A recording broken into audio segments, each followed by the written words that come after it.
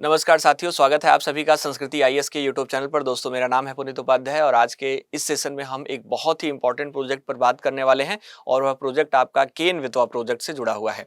दोस्तों, आप देखेंगे यहाँ पर केन बेतवा प्रोजेक्ट से रिलेटेड ही आप देखेंगे तो कुछ बहुत ही एक गंभीर मुद्दे अभी सामने नजर आ रहे हैं और इसमें ट्राइबल वोमेन के द्वारा जो कुछ प्रोटेस्ट किया जा रहा है उसके संदर्भ में जो है हम यहाँ पर आज समझने का प्रयास करेंगे, जो कि एक बहुत बड़ा विषय अभी जो है बना हुआ है। दोस्तों, आज अगर हम बात करें तो यह केवल एक नदी जोड़ो परियोजना नहीं, बल्कि आप देखेंगे जो विकास, जो डेवलपमेंट, पर्यावरण संरक्षण, जो इन्वायरमेंट है और जो आदिवासी अधिकार है, जो ट्राइबल राइट्स है, इसके बीच संतुलन का सबसे बड़ा उदाहरण आपको नजर आ रहा है। दोस्तों, हाल ही में आप देखेंगे तो मध्य प्रदेश के छतरपुर और पन्ना जिले की बात करें तो इसके आदिवासी ग्रामीणों की अगर हम बात करें और उसमें विशेषकर महिलाओं की बात करें तो उन्होंने केन बेतवा नदी जोड़ो परियोजना के विरोध में जो प्रदर्शन है वह जारी किया है। आप देखेंगे इस प्रकार से आप देख पा रहे होंगे,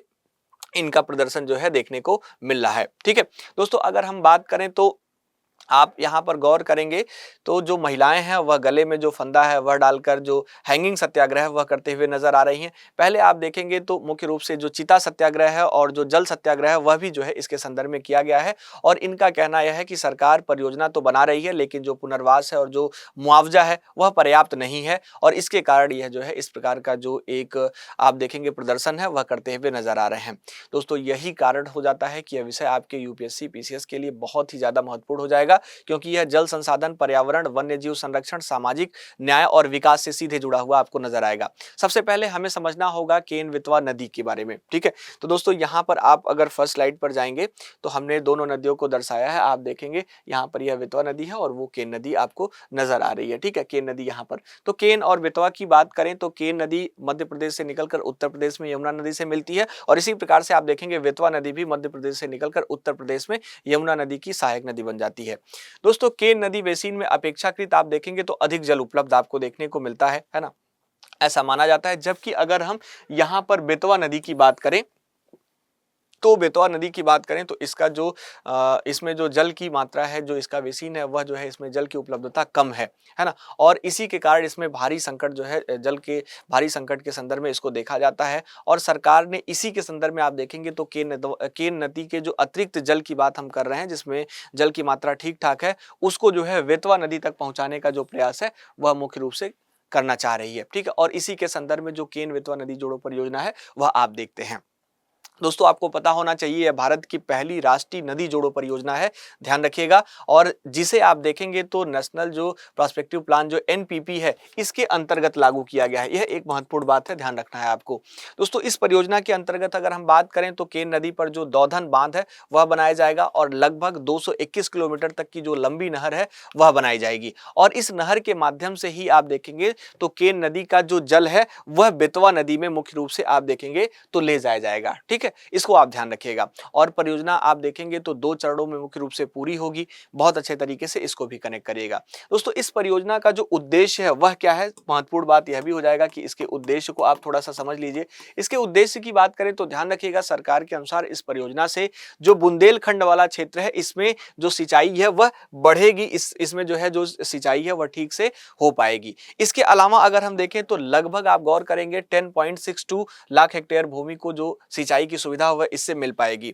और लगभग 62 लाख लोगों को सीधे पेयजल उपलब्ध कराया जा सकेगा और साथ ही साथ आप देखेंगे तो लगभग 103 मेगावाट जो जल विद्युत और लगभग 27 मेगावाट जो सौर ऊर्जा है इसका उत्पादन भी संभव हो सकेगा। दोस्तों, सूखा प्रभावित बुंदेलखंड में जो कृषि और जो रोजगार है इनको बढ़ावा भी इस परियोजना से मिल सकेगा, तो सरकार इस उद्देश्य के साथ इस परियोजना को आगे प्रोसीड करना चाहती है। दोस्तों, परियोजना की बात करें तो कहां कहां यह लागू हुई है इसके बारे में भी आपसे प्रश्न पूछा जा सकता है, तो ध्यान रखिएगा मध्य प्रदेश और उत्तर प्रदेश दो जो है राज्य को विशेष तौर पर ध्यान रखेंगे। मध्य प्रदेश की बात करें तो पन्ना, छतरपुर, उसके अलावा जो टीकमगढ़ है, सागर है, जो दमोह है, यह जो है यहाँ पर लागू होगी और उत्तर प्रदेश की बात करें तो झांसी, महोबा, बांदा और ललितपुर की बात करें तो वहां आपको देखने को यह परियोजना मिलेगी। ठीक है, वह जो है लाभार्थी इसके होंगे, वहां पर लाभ हो पाएगा। अब दोस्तों, विरोध का जो कारण है वह सबसे प्रमुख है और यही जो है चर्चा में रह रहा है। अभी जो इस परियोजना का विरोध किया जा रहा है और इसके संदर्भ में जो धरना दिया जा रहा है, तो दोस्तों इस परियोजना के बनने से आप देखेंगे अनेक गांवों के लोगों को अपना जो घर है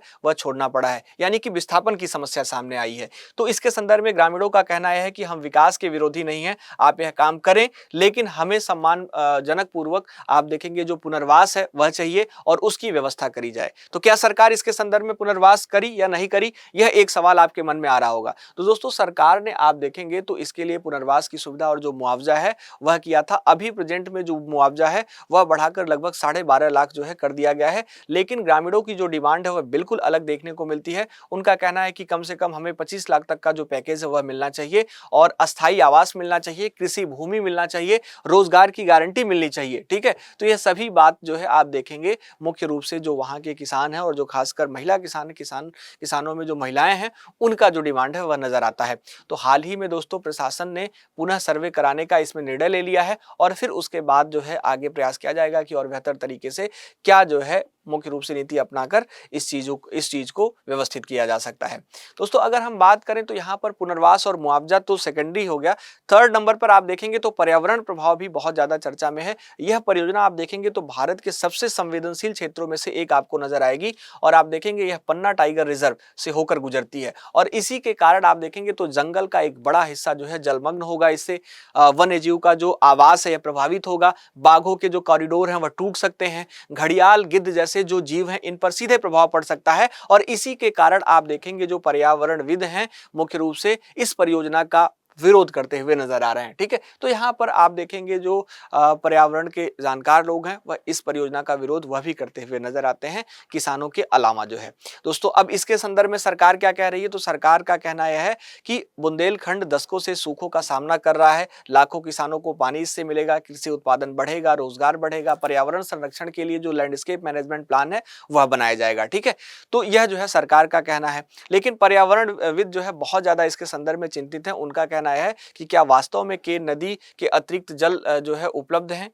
यदि जलवायु परिवर्तन के कारण वर्षा कम हुई तो फिर क्या होगा इतने बड़े परियोजना का, और अगर जंगल कटने से जैव विविधता पर गंभीर जो प्रभाव पड़ रहा है उसका क्या जो है सरकार करेगी। तो यह सभी प्रश्न जो है यह पर्यावरणविदों की चिंताएं जो है वह जायज नजर आती हैं। बाघ हो गया, गिद्ध हो गया, घड़ियाल हो गया, इन जैसे प्रजातियों के संरक्षण पर जो खतरा है वह भी नजर आता है। तो यहाँ पर यह चिंता का कुछ विषय जो है अभी आपको नजर आ रहा है जो पर्यावरणविदों के द्वारा चिंता जताई जा रही है। दोस्तों यह विवाद वास्तव में आप देखेंगे तो जो सिंचाई, पेयजल, रोजगार, बिजली उत्पादन ये सभी के संदर्भ में है और इसमें जो विकास का पक्ष है वह नजर आता है, लेकिन पर्यावरण और जो सामाजिक पक्ष है इसमें तो वह उसकी बात करें तो जंगल का नुकसान, आदिवासी विस्थापन, वन्य जीवों पर प्रभाव, जैव विविधता का नुकसान के संदर्भ में भी नजर आता है। और यही कारण है कि इसे आप देखेंगे तो बहुत अच्छे तरीके से आप गौर करिएगा जो डेवलपमेंट वर्सेज इन्वायरमेंट डिबेट्स है वह कहा जा रहा है और आपके एग्जाम में हमेशा से प्रश्न जो है डेवलपमेंट वर्सेज इन्वायरमेंट पर जो है आधारित जो प्रश्न है वह पूछा जा चुका है। ठीक है, तो ध्यान रखिएगा। दोस्तों इसमें हमने एक और चर्चा करी थी नेशनल जो प्रोस्पेक्टिव प्लान एनपीपी है इसकी, तो ध्यान रखिएगा 1980 के दशक में शुरू की गई योजना जो है जिसका उद्देश्य देश की नदियों को जोड़ना है, नेशनल प्रोस्पेक्टिव प्लान के अंतर्गत आपको देखने को मिलता है। इसके अलावा एक और जो है डेवलपमेंट एजेंसी है जिसका नाम है national water development agency NWDA, तो इसको भी ध्यान रखिएगा 1982 में इसकी स्थापना हुई थी और इसका भी कार्य आप देखेंगे तो नदी जोड़ो परियोजना का अध्ययन करना है और व्यवहारिक रिपोर्ट तैयार करना इसका प्रथम उद्देश्य नजर आता है। इसके अलावा रिवर इंटरलिंकिंग तो आप जानते ही हैं, रिवर इंटरलिंकिंग की बात ही हम यहाँ पर कर रहे हैं। तो आप ध्यान रखिएगा जो अधिशेष जो सरप्लस जल है यह सरप्लस जल वाले बेसिन से जो जल अभाव है जो डेफिसिट वाले बेसिन तक जो पहुंचाने का जो काम है वह रिवर इंटरलिंकिंग के माध्यम से संभव हो पाता है। ठीक है, तो इसको आप ध्यान रखिएगा। दोस्तों ध्यान रखिएगा क्या केवल नुकसान ही नुकसान इससे योजना से देखने को मिल रहा है, तो आप बिल्कुल बहुत अच्छे तरीके से गौर करिएगा। नहीं, यदि उचित योजना बनता है, बेहतर पुनर्वास की सुविधा उपलब्ध कराई जाती है, पर्यावरण क्षति की भरपाई करी जाती है, वन्य जीव कॉरिडोर को व्यवस्थित रखा जाता है ना, स्थानीय लोगों की जो भागीदारी है वह जो है अच्छे तरीके से इसमें हो पाती है, तो विकास और संसाधन दोनों एक साथ चल सकते हैं, इसमें कोई भी दो राय नहीं है। इस डिबेट्स की समाप्ति यहीं पर फिर हो जाएगी। दोस्तों ध्यान रखिएगा अपने एग्जाम के लिए जो सकारात्मक पक्ष और जो नकारात्मक पक्ष है उनको भी, सकारात्मक पक्ष की बात करें तो जल सुरक्षा, सिंचाई, खाद्य सुरक्षा, ग्रामीण रोजगार, बुंदेलखंड का जो विकास है यह आपको सकारात्मक पक्ष नजर आएगा। वहीं पर अगर हम नकारात्मक नेगेटिव पक्ष की बात करें तो तो आदिवासी विस्थापन, जंगलों की कटाई, जैव विविधता पर जो खतरा है, पन्ना टाइगर रिजर्व पर जो समस्या होगी और सामाजिक जो असंतोष है, यह आपको इसका नकारात्मक पक्ष नजर आता है। निष्कर्षतः दोस्तों ध्यान रखिएगा, केन बेतवा परियोजना भारत की जो जल सुरक्षा है और जो बुंदेलखंड के विकास के संदर्भ में देखें तो इसके दृष्टिकोण से तो अत्यंत महत्वपूर्ण परियोजना नजर आती है। लेकिन दूसरी ओर अगर हम गौर करें तो यह परियोजना आदिवासी अधिकार, पर्यावरण संरक्षण और जो वन्य जीव सुरक्षा जैसे गंभीर चुनौतियां हैं उसको भी यह प्रस्तुत करती है। और इसलिए परियोजना की जो सफलता है इसको केवल बांध बनाने में नहीं बल्कि आप देखेंगे जो न्यायपूर्ण पुनर्वास, जो पारदर्शिता और जो सतत विकास है इसको सुनिश्चित करने की दिशा में आप देखेंगे तो जो है निहित आपको यह नजर आएगी और इस प्रकार से इस टॉपिक को आप जो है अच्छे तरीके से कनेक्ट करने का प्रयास करेंगे। ठीक है, तो इस टॉपिक पर दोस्तों इतना ही। अगर आपके मन में कोई डाउट है, कोई प्रश्न है तो आप कमेंट बॉक्स में पूछिए, मैं जरूर आपके प्रश्नों का जवाब दूंगा। हर एक प्रश्नों का जो आंसर है वो हम देखेंगे। ठीक है, तो एक बार आप सभी लोग, जितने लोग सेशन में जुड़े हुए हैं, सभी लोग एक बार जो है इसका आंसर मुझे देंगे, कमेंट बॉक्स में जवाब देंगे। ठीक है, चलिए तो आज के लिए इतना ही दोस्तों, मिलते हैं हम लोग अपने नेक्स्ट सेशन में और अगले सेशन में हम फिर बात करेंगे ऐसे ही किसी अन्य टॉपिक पर जो आपके एग्जाम के पॉइंट ऑफ व्यू से बहुत ही ज्यादा रिलेवेंट होगा। थैंक यू सो मच, बहुत बहुत धन्यवाद आप सभी का संस्कृति आईएएस के यूट्यूब चैनल से जुड़ने के लिए।